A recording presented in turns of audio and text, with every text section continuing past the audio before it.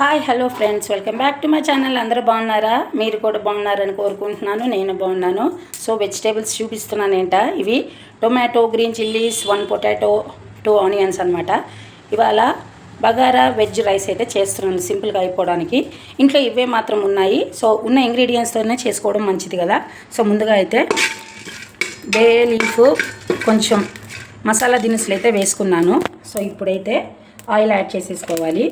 స్లిమ్లో పెట్టుకోవాలన్నమాట. సో ఇప్పుడైతే oil add చేస్తున్నాను నేను. దీనికి ఎక్కువ ఆయిల్ అయితే పట్టదు. ఇంట్లో సింపుల్గా ఏవైతే ఉన్నాయో వాటితో చేసేసుకోవచ్చు అనమాట. సో పిల్లలు కాలేజ్కి వెళ్ళారు, ఏమీ లేదు, ఏం చేద్దామా అని ఆలోచిస్తుంటే ఈ ఐడియా అయితే వచ్చేసింది నాకు. సో ఇప్పుడు ఆయిల్ అయితే హీట్ ఎక్కేసింది, చూస్తున్నారు కదా. దినుసులు అయితే ముందుగానే కొంచెం వేయించుకున్నట్టు వేయించుకోవాలి తొందరగా. ఇప్పుడైతే కట్ చేసి పెట్టుకున్న ఇవి మాత్రమే ఉన్నాయి కాబట్టి యాడ్ చేసేస్తున్నాను. కాసేపు ఒక 5 మినిట్స్ ఇదైతే మగ్గనిచ్చేద్దాము. సో ఇప్పుడైతే మగ్గిపోయినాయి కదా, కొంచెం మగ్గినప్పుడే సో గార్లిక్ పేస్ట్ అయితే వేస్తున్నా. ఇంట్లో తయారు చేయలేదు ఫ్రెండ్స్. సో గార్లిక్ పేస్ట్ అయితే ఎందుకంటే కొంచెం పచ్చివాసన వస్తుంది కాబట్టి ముందుగానే వేసుకొని కలిపేసుకోవాలి. దీంతో పాటే తగినంత సాల్ట్ అయితే తక్కువే వేస్తాను నేను దీంట్లో. సాల్ట్ వేసుకున్నాక ఒక 5 మినిట్స్ అయితే మగ్గనివ్వాలి కలుపుకొని. సో ఇప్పుడైతే మగ్గిపోయింది కదా ఫ్రెండ్స్. ఇదిగో ధనియా పౌడరు, కోప్రా పౌడరు, బిర్యానీ మసాలా, చికెన్ మసాలా అయితే తీసుకున్నానని ఇవన్నీ మిక్స్ చేసేస్తున్నాను దీంట్లో. సో ఇవన్నీ కూడా ఒక 5 మినిట్స్ మగ్గనిచ్చుకుంటే చాలు.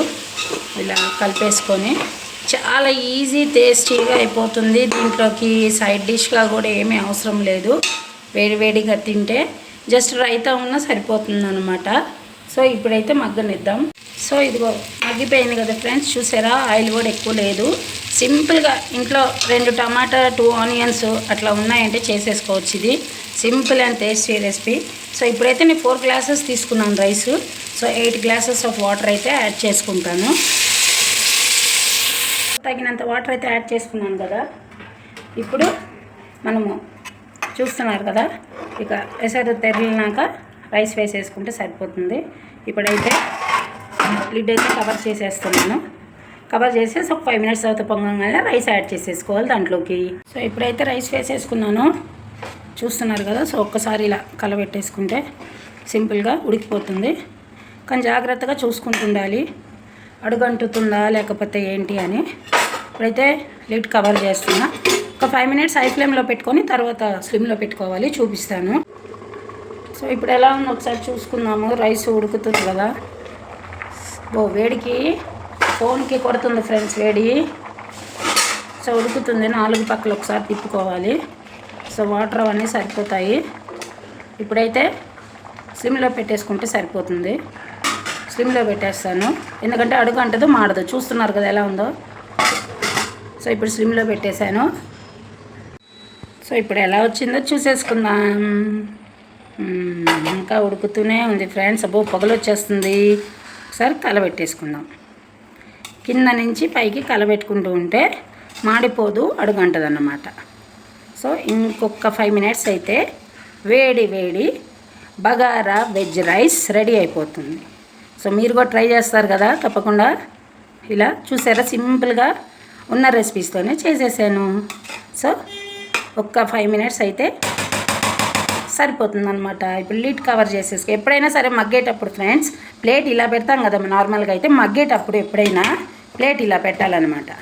మా మదర్ ఇదే చెప్తారు, ఇలా పెట్టాలి అప్పుడు మగ్గుతుంది అని. సో మీరు కూడా ఇది నేర్చుకోండి. సో ఇప్పుడు చూసేద్దామా. వావ్, రెడీ అయిపోయింది ఫ్రెండ్స్, అయిపోయింది. సో ఇప్పుడు ఇంకా సర్వ్ చేసేసుకోవటమే ప్లేట్లోకి. వేడివేడిగా తినాలనిపించే వాళ్ళు తినేయండి. సైడ్ డిష్ రైతా వేసుకోవచ్చు. నార్మల్గా ఇంట్లో ఏ కర్రీ ఉన్నా ఆ కర్రీ వేసేసుకోవచ్చు. చూస్తున్నారు కదా, వేడివేడిగా తినడమే నాకు నచ్చుతుంది. నేనైతే ఉత్తది తినేస్తాను. ఇదిగో సింపుల్గా, అసలు ఏమీ కనిపించకుండా సింపుల్ అండ్ టేస్టీ. సో తప్పకుండా మీరు ట్రై చేయండి. ఎలా ఉందో నాకు చెప్పండి. సో ఈజీగా చేసేసాను. నేను వెజ్ బిర్యానీస్లో పలావ్ కానీ, చికెన్ పలావ్ కానీ చాలా ఐటమ్స్ అయితే చేసి మీకు చూపించాను. సో సేమ్ అని అనుకోవద్దు, ఇది డిఫరెంట్ టేస్ట్ ఉంటుంది ప్రతిదీ. సో లాస్ట్గా ఒక మాట, సపోర్ట్ చేయాలి అనుకునే వాళ్ళకి చేస్తూ మనుషులు ఎదగాలి అని కోరుకోండి ఫ్రెండ్స్. అందరూ ఒకటే. ఎవరైనా సరే కష్టాలు పడ్డ తర్వాతకి ప్రతి ఒక్కళ్ళు సక్సెస్ అనేది అవుతుంది. ఏది కూడా మన చేతిలో ఉండదు, ప్రతిదీ దేవుడు నిర్ణయిస్తాడు. అలానే తక్కువగా ఉన్న వాళ్ళని కించపరుస్తూ, బాధలో ఉన్న వాళ్ళని ఇంకా బాధ పెడుతూ దయచేసి అలా చేయకండి. ప్రతి ఒక్కరికి సక్సెస్ రావాలి, బాగుండాలి అని మనం అందరం ఆ దేవుడిని కోరుకుందాం. So thanks for watching.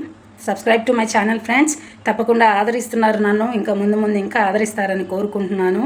So thank you so much for your love and care and support. Bye. వెంటనే తినేసేయండి, మర్చిపోవద్దు, ఓకేనా? టేస్ట్ ఎలా ఉందో చెప్పేసేయండి. బాయ్.